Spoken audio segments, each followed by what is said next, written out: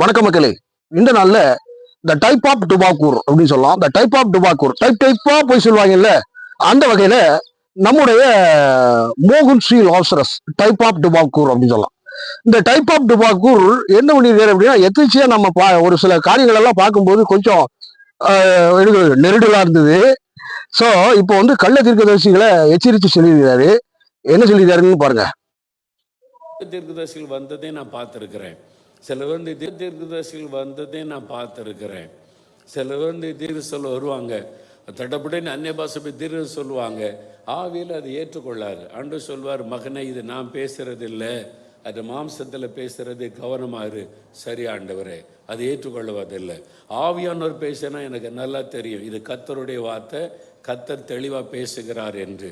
அதனால கள்ள தீர்க்க தரிசனத்தை நீங்க அறிந்து கொள்ளணும். அதுக்கு வேதத்திலிருந்து சத்தியத்தை அறிந்து கொண்டு அந்த வாழ்க்கையை பார்க்கணும். இப்படி சொல்லியிருக்காருல, இவர் என்ன பண்ணிட்டார், 2021 அதாவது டொனால்ட் ட்ரம்ப் திரும்ப வருவாரு அப்படிங்கிற மாதிரி ஒரு குண்டை, பயங்கரமான ஒரு உருண்ட குண்டா போட்டுருக்காரு. அதையும் பாருங்க. இன்னைக்கு இருக்கிற பிரசிடன்ட் ட்ரம்ப் அவர்கள் தேவனால் தெரிந்து கொள்ளப்பட்டவர்.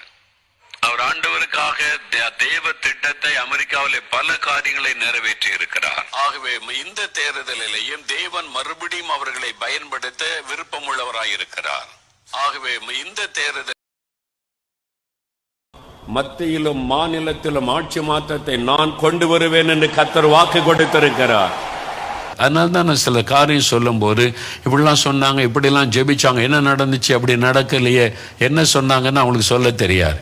எல்லாம் அறகுறையா கேட்டுட்டு அறகுறையா எவனோ சொல்றான்னு பேசிவிட்டு, கர்த்தர் சொன்னார் தீர்க்க தரிசனம் என்பது கர்த்தர் சொல்லுகிறார் அப்படின்னு சொன்னாங்களா? இல்லை. ஆவியானவர் சொல்லுகிறார் அப்படின்னு சொன்னாங்களா? இல்லை.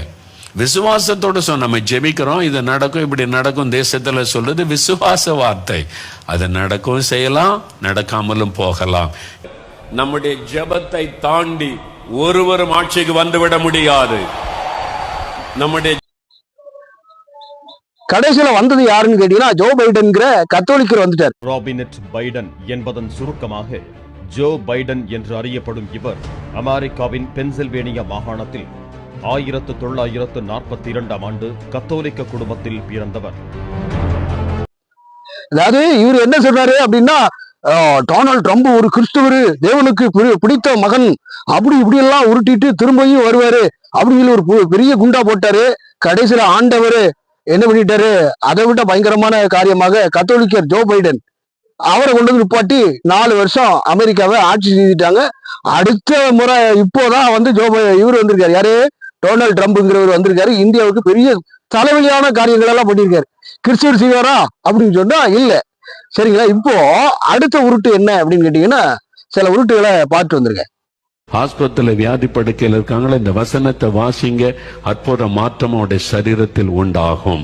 என்ன சத்தியம் உங்களை விடுதலையாக்கும். இந்த வேத வசனம் விடுதலையாக்கும் இயேசு சொல்லி இருக்கிறார். உருட்டுற இந்த டுபாக்கூர், அதாவது டைப் ஆஃப் டுபாக்கூர், இப்போ என்ன சொல்லியிருக்காரு அப்படிங்கிறதையும் பார்த்து வந்துருங்க. வியாதியே வராது, இதுல கள்ள உபதேசம். அப்போ ஒரு உருட்டை, அதாவது என்ன சொல்றதுன்னா, ஒரு லக்கணத்தில் இருக்கிறவன் எப்படி, ஒரு லக்கணத்தில் இருக்கிறவன் பேட்டரியில, அதாவது செல்லில வந்து பேட்டரி இல்லாமலும் பேசலாம், இருக்கிற மாதிரியும் பேசலாம், கண்டுக்கப்படாது. புரியுதுங்களா? ஒண்ணு சொல்லிடக்கூடாது ஒரு விஷயத்த, இதெல்லாம் கள்ள தீர்க்க என்னப்பா ஒரு காவலித்தனமா இருக்கு, பேசுறது கூட காவலித்தனமா இருக்கு, என்னையா செய்யறது, நம்புற மாதிரி இருக்கா அப்படின்னு கேட்டா, கடைசியில் இவர் என்ன சொல்லாரு அப்படின்னா, நாங்க சொன்னோமா, கர்த்தர் சொன்னாரு சொல்றோமா, ஆவியானவர் சொன்னாரு சொன்னோமா அப்படின்னு சொல்லிட்டு ஒரே போடா போட்டு விட்டு, அதாவது திருமண மாதிரி இருக்கக்கூடாது, அதாவது எப்படின்னா ஈய பூசுற மாதிரி இருக்கணும், பூசாத மாதிரி இருக்கணும். அப்படி ஒரு ஈய பூச ஒரு மலுப்பலான ஒரு வேலைய திருவாளர் மோகன் ஸ்ரீ லாசரஸ் அவர்கள் பண்ணிருக்காரு. இப்போ அநேக இடத்துல பாத்தீங்க அப்படின்னு சொன்னா, எழுப்பு சொல்லு, அப்படி இல்லு இப்படி இல்லு அப்படின்னு சொல்லிட்டு கதறன்னு ஒவ்வொரு மேடையிலயா கதறது, அழிவு கதறது. அதாவது டைப் ஆஃப் டுபாக்கூர் அப்படின்னு சொன்னா டைப்பா அப்படியே சீனை கிரியேட் பண்றது. புரியுதுங்களா இல்லையா? இந்த வருஷம் இல்ல, அது எப்படின்னு தெரியல, இனிமே வந்தாலும் வரலாம், சொல்ல முடியாது. என்னன்னா இனிமே அடுத்த வருஷம் ஏதாவது நடந்தது, சம்பவம் நடந்துட்டுனா அன்று எப்படி 2025 அண்ணன் தீர்க்க தரிசனமாக உழைச்ச காரியம்னு சொல்லிட்டு யாரு இவன் பண்ண மாதிரி, ஜெஸ்டின் இந்தியா பண்ண மாதிரி பண்ணிடுவான். அது வரைக்கும் கமுக்கமா இருப்பாங்க, நடக்கலன்னா கமுக்கமாயிருவாங்க. இதே இது நடந்துட்டுன்னா 2025 நம்முடைய சகோதரன் மோகன்சி டைப் ஆஃப் டுபாக்கூர் பேசிய போது அப்படிங்கிற மாதிரி பல உருட்டுகளை உருட்டிட்டு கமுக்கமா அப்படியே எப்படி சொல்றது, அப்படியே அப்படியே பொட்டி பம்பாட்ட இருந்துக்கிறது. ஐயோ கண்டுபிடிச்சிட்டாங்களே, விசுவாசத்துக்காக சொன்னாங்களா? எப்படி விசுவாசத்துக்காக கத்த சொன்னாங்கன்னு சொல்றோமா? விசுவாசத்துக்காக சொல்றோம்யா. நீ கேட்கறவனுக்கு என்னதான் ஊத்தி போச்சு அப்படிங்கிற மாதிரி விசுவாசத்துக்கு சொன்னாங்களா? விசுவாசத்துக்கு பொய் சாட்சி சொல்லலாமா? கள்ள தீர்க்கதரிசனம் சொல்லலாமா ஐயா? அதாவது விசுவாசத்துக்காக வேண்டி நான் வந்து மிகைப்படுத்திய ஒரு சாட்சியை சொல்ல முடியுமா? உங்களை விசுவாசிக்க வைக்கணும், உங்களை நம்ப வைக்கணும் அப்படிங்கிறதுக்காக வேண்டி அப்படி செய்தார், இப்படி செய்தார், ஆணை செய்தார், கூட செய்தார், 10 லட்சம் பணத்தை அப்படியே மேல இருந்து அப்படியே டார்னு, ஐயோ ஆண்டரே எனக்கு ஒரு 10 லட்சம் ரூபாய் தரோம் அப்படின்னு கவக்குன்னு ஒரு கட்டே விழுந்தது. அப்படியே ஒரு பண்டல் மாதிரி போட்டு பரலராஜ்யத்துல இருந்து அப்படியே ஒரு தூக்கி போடுறாட்டு நேரடியா என்கிட்டே வரட்டும் அப்படிங்கிற மாதிரி நம்ம ஒரு பொய்யை சொன்னோம்னா எப்படி இருக்கும்? என்னென்ன கதை விடுறாங்க, என்னென்ன கம்பிக்கட்டுற வேலையெல்லாம் பார்த்துக்கிட்டு இவங்க பரிசுத்தவானா இவனுங்களை குறித்து நம்ம சொல்லிட்டோம் அப்படின்னு சொன்னா உங்களுக்கு என்ன தகுதி இருக்குது? தகுதி வெங்காயம் இருக்குது, அவங்கள பார்த்து சொல்லலாமா அப்படின்னு சொல்லிட்டு சில தற்கொலைகள் சொல்லுவாங்க, வேற தற்கொலைகள். அவங்க எல்லாம் பரிசுத்தவான்கள் மாதிரி நம்மெல்லாம் வந்து என்ன சொல்றது, 2வது ரக பரிசுத்தவான்கள். இவங்க நினைப்பு எப்படின்னு கேட்டீங்கன்னா, ஒரு வசதியா வந்துட்டா, அதாவது மேல லெவல்ல ஒரு வேர்ல்டு வீடுல ஃபேமஸ் ஆயிட்டாருன்னா எப்படின்னா இவங்கெல்லாம் மேலான பரிசுத்தவான்கள். அதுக்கு கீழே இருக்கிறவங்க எல்லாம் ஒவ்வொரு கிரேடாவா வச்சு பரிசுத்தவான்கள்னு இவங்களே ஒரு இதை கிரியேட் பண்ணிக்கிறது. அடுத்ததாக என்னன்னு கேட்டீங்கன்னா, போற போக்கில் என்னெல்லாமோ சொல்லியிருப்பாரு, அதை நீங்க பார்த்துருப்பீங்க. என்னன்னா, அதாவது நோய் இல்லாமலாம் இருப்பாங்க, சாவாம வைத்து பேசியிருக்காரு. நோய் இல்லாமலாம் இருப்பீங்க, ஆக்சிடென்ட்ல செத்து போயிட்டீங்கன்னா அங்க போயிருவீங்க, வச்சிருவீங்க. நோய் இல்லாம இருக்குமா அப்படின்னு சொல்லிட்டு இன்னொரு வசனத்தை எடுத்துக்காரு. இந்த வசனத்தை சொல்லி சொல்லி இது பண்ணுங்க, ஆஸ்பத்திரிக்கு போனீங்க அப்படின்னு சொன்னா எப்படி போயிட்டு அந்த வசனத்தை போய் எப்படி சொல்லுங்க, அப்படி அப்படி சொன்னீங்க அப்படின்னு சொல்லிட்டா உடனே டக்குன்னு உடனே இதாயிரும், அப்படி ஆயிரும். நானே வழியும் சத்தியும் ஜீவனுமா இருக்கிறேன் அப்படிங்கிற மாதிரி ஒரு உருட்டை உருட்டு, இங்க ஒரு உருட்டு அங்க ஒரு உருட்டு, டைப் ஆஃப் டுபாக்கூர் அப்படின்னு சொல்லலாம். இது எந்த ஊர்லயாவது நடக்கும் ஐயா? வாயில வர்றது பூரா போய், ஆனா ஒரு லக்கணத்தில் இருக்கிறவன் எது செல்லுல பேட்டரி இல்லாமலும் பேசலாம், சார்ஜ் இல்லாம கூட பேசுவான். புரியுதுங்களா? அதெல்லாம் நீங்க கண்டுக்க கூடாது. எந்த அளவுக்கு முட்டாள்களா ஆக்குறாங்க அப்படின்னு உங்களுக்கு தெரியலையா? சிரிச்சுக்கிட்டே திட்டுவோம் உங்களை. எந்த அளவுக்கு முட்டாளாக்குறாங்க, எந்த அளவுக்கு உங்களை மோசம் போக்குகிறார்கள் அநேக காரியங்கள்ல நீங்க பார்க்க முடியும். விசுவாசத்தை இன்க்ரீஸ் பண்றாங்க, எப்படி வார்த்தையால இன்க்ரீஸ் பண்றாங்க. இது என்ன மோட்டிவேஷனல் ஸ்பீக்கா? அப்படியே சொல்லிட்டு அப்படியே ஒரு ஒரு ஊர்ல ஒரு என்ன சொல்லுது, ஒரு காக்கா இருந்துச்சான், அதோட சேர்த்த மயில் இருந்துச்சான், அதுக்கடுத்தாக்குல அப்படியே ஒரு ஒரு இது இருந்துச்சான், அது இருந்துச்சான். கடைசியில பாத்தீங்க அப்படின்னு சொன்னா காக்காவை மட்டும் விட்டு போயிட்டான் வேடன். மத்த எல்லாத்தையும் எல்லா பறவைகளையும் கூண்டுக்குள்ள அடைச்சிட்டான். ஆனா காக்காவை மட்டும் ஏன் அடைக்கல தெரியுமா? காக்கா கருப்பு, சோ அதனால வெறுப்பு, கருப்பு உயிர்த்து வெறுப்பு, அதனால ரைட்டு. அதனால உங்களை வந்து அப்படி இப்படி அப்படி ஏதாவது ஒரு மோட்டிவேஷனல் ஸ்பீச்சை சொல்லிட்டு சரி ரைட்டு ஓகே அப்படின்னு சொல்லிட்டு ரொம்ப நல்லா இருந்ததுங்க, மனதுக்கு இன்பமா இருந்தது. ஆனா வாழ்க்கைக்கு பிரயோஜனமா இருக்கா? நீங்க நல்லா இருப்பீங்க, நீங்க நல்லாவே வருவீங்க அப்படின்னு சொல்றதுனால எப்படி இருக்கு? அப்போ நான் என்ன பண்ணணும்? நல்லா இருக்கிறதுக்கு நான் என்ன பண்ணணும் அப்படின்னா, தனக்கானவைகள் அல்ல பிறருக்கானவையிலே நோக்குவானாங்க. நீ கஷ்டப்படுறியா, ஒரு ட்ரெஸ் இல்லாம இருக்கியா, என்ன மாதிரி இருக்க அப்படின்னு உங்கள்ட்ட நான் கேட்டு என்ன பண்ணணும், என் சட்டையில ஒரு சட்டை இருக்குன்னா ஒரு சட்டையை திரும்ப கொடுத்துட வேண்டியது, புது சட்டையை வாங்கி கொடுத்துடணும். எனக்கு எனக்கு 2 கார் இருக்குப்பா, சரி எனக்கு காரே இல்லைங்க, நடந்தாங்க போறேன், செருப்பு கூட இல்லை, வாங்கி கொடுங்க, வசதியை ஏற்படுத்துங்க. அப்படிதானே ஆண்டவர் சொன்னாரு. எப்படி நிலமுடையவர்கள் மற்றுமான பலதரப்பட்ட கோணங்களில் பயணித்தவர்கள் என்ன பண்ணாங்க, எல்லாத்தையும் வித்துட்டாங்க. ஒட்டு மொத்தமாக வித்து பொதுவாக எண்ணினார்கள். பொதுவாக எண்ணி ஒருத்தருக்கும் பாரபட்சமே இல்லாம ஒட்டுமொத்தமாக எல்லாரும் பகிர்ந்து சாப்பிட்டாங்க. காக்கை போல பகிர்ந்து சாப்பிடுங்க. ஏன் அதெல்லாம் சொல்ல மாட்டேங்கிறீங்க? புரியுங்களா? கர்த்தருக்கு கொடுங்கள், கர்த்தருக்கு கொடுங்கள் அப்படின்னு சொல்றீங்களே ஒழிய கர்த்தர் சொன்ன நீதியை செஞ்சீங்களா? ஒரு வெங்காயம் உள்ள வருஷம் வருஷம் அப்படியாவது நாங்கள் காத்திருந்தோம். அப்படியே எப்படி 31ஆம் தேதி எப்படின்னு கேட்டீங்கன்னா 31ல இருந்து 15ஆம் தேதி நாங்க பசியோடு கூட எப்படியாக பசியோடு கூட இருந்தோம் பிரியமானவர்களே. 15 நாள் கர்த்தருக்காக காத்திருந்தோம். சேவிங் கூட பண்ணல, புரியுதுங்களா? பல்லு கூட வளர்க்காம, பச்சை தண்ணி கூட குடிக்காம நாங்க என்ன பண்ணோம், முகமுகமாக கர்த்தர் இடத்துல அப்படியே இருந்து கொண்டே இருந்தோம். அப்பொழுது ஆண்டவர் வெளிப்படுத்தின காரியம் ஒரு காரியம் வந்து எப்படின்னு கேட்டீங்கன்னா சொல்லக்கூடாதுன்னு இருக்காரு, ஒரு விஷயம் சொல்லணும் அப்படின்னு சொல்லியிருக்காரு. ஏன்னா நீங்க சொல்லிட்டா பயந்துருவீங்க, அதனால சொல்றது இல்ல.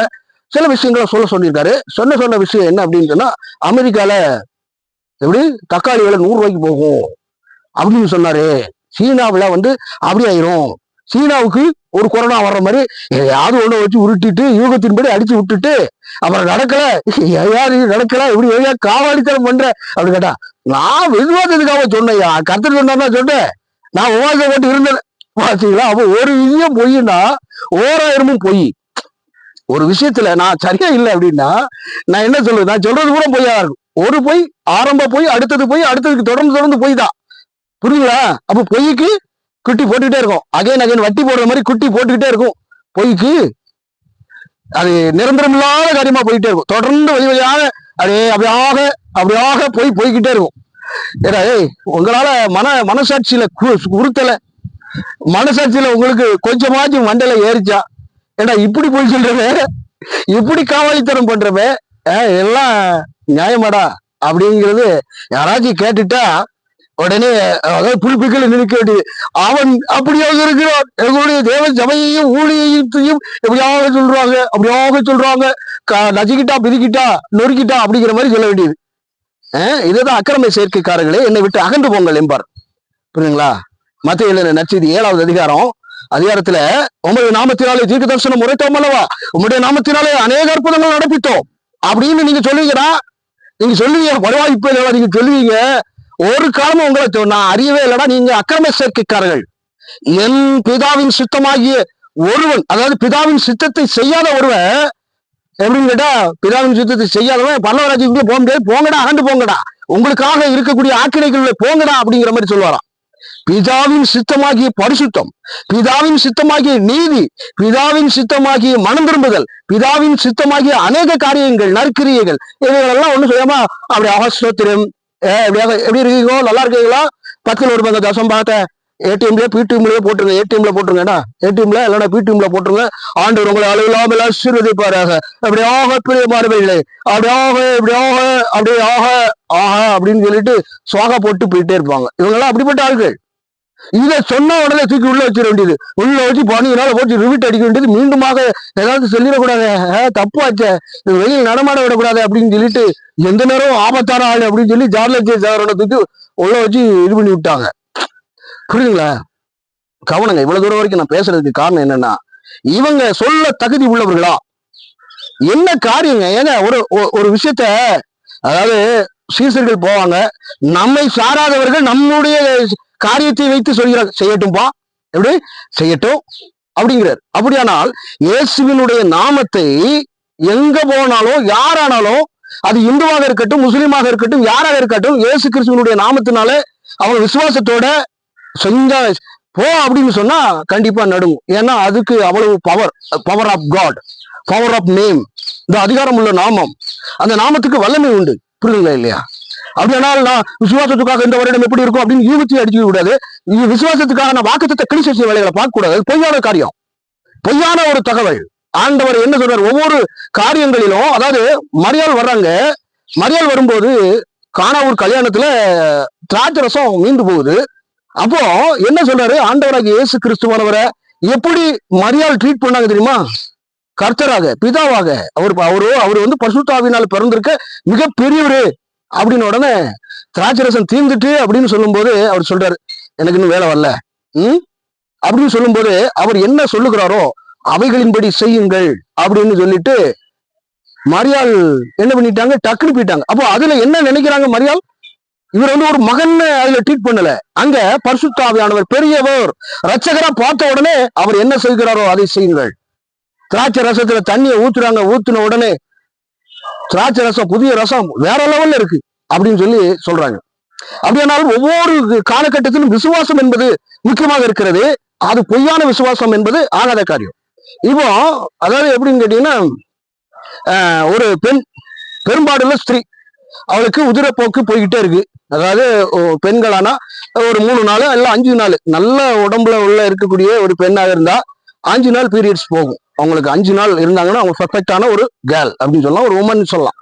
இப்போ 5 நாள் அவங்களுக்கு பீரியட்ஸ் போயிட்டு இருக்கு, சரியா? இது தொடர்ந்து என்ன பண்ணுது, 29 வருஷம் அப்படியே கடந்து போயிட்டே இருக்கு. இவங்க வந்து மாத்திரையை கொடுத்து பார்த்தாங்க, ஆஸ்பத்திரியா போய் பார்த்தாங்க, முடியல. ஆனா இயேசு கிறிஸ்துவானவருடைய வஸ்திர ஓரங்களையாகிலும் தொட்டால் நான் குணமாவே அப்படின்னு சொல்லி நம்புறாங்க. நம்பின உடனே அந்த விசுவாசத்தின் அடிப்படையில அவங்க என்ன பண்றாங்க? சுகம் பெறாங்க. அப்போ அவரு என்னுடைய இதுல இருந்து வஸ்திரத்துல இருந்து இப்படி போகிறதே, அப்ப யார் என்ன தொட்டா அப்படின்னு கேட்கும்போது அந்த ஸ்திரியை பார்த்து, உன் விசுவாசம் பெரியது, உன் விசுவாசம் உன்னை ரட்சித்தது அப்படின்னு சொல்லிட்டு கொடுக்கிறாரு. அதே வேளையில ஒவ்வொரு இடத்திலும் பாத்தீங்கன்னா, நான் சுகமாக்குவேன், நீ நம்புறியா அப்படிங்கிறாரு. ஏதாவது நான் சுகமாக்குவேன், நீ விசுவாசிக்கிறியா? நான் விசுவாசிக்கிறேன் அப்படின்னு சொன்னோடனே முடவன் எந்திரிச்சு ஓடும். அப்படியானால் விசுவாசத்துக்கு எப்படி?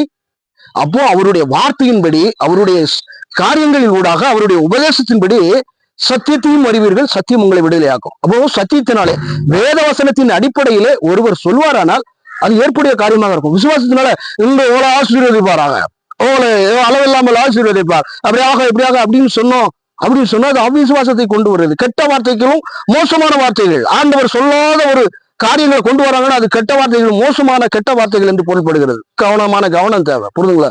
அநேக காரியங்களை சொல்லலாம், ரொம்ப லென்த்தா போயிட்டு நான் பார்க்கவே மாட்டேங்கிறீங்க. அதான் நான் சரி ரைட்டு கொஞ்சம் கொஞ்சமா அப்படியே இது பண்ணுவோம் வைப்போம் அப்படின்னு தான். கவனம் தேவை. எந்த இடத்திலும் ஆண்டவராகிய இயேசு கிறிஸ்துவ பொய்யான காரியங்களை வைத்து சொல்லு அப்படின்னு இல்லை. அதே வேளையில பேதுருவா இருக்கட்டும், பவுலாக இருக்கட்டும், அவருடைய நிழல்ல குணமாச்சு. அப்ப அந்த அளவுக்கு பரிசுத்தமான வாழ்க்கையில வாழ்ந்தாங்க, பண ஆசை இல்லாமல் இருந்தார்கள். புரியுங்களா? 2 பேதுரு 3வது அதிகாரத்துல 1வது வசனம் சொல்லுகிறது, கள்ள தீர்க்கதரிசிகளும் ஜனங்களுக்குள்ள இருந்தாங்க. எந்த ஜனங்களுக்குள்ள?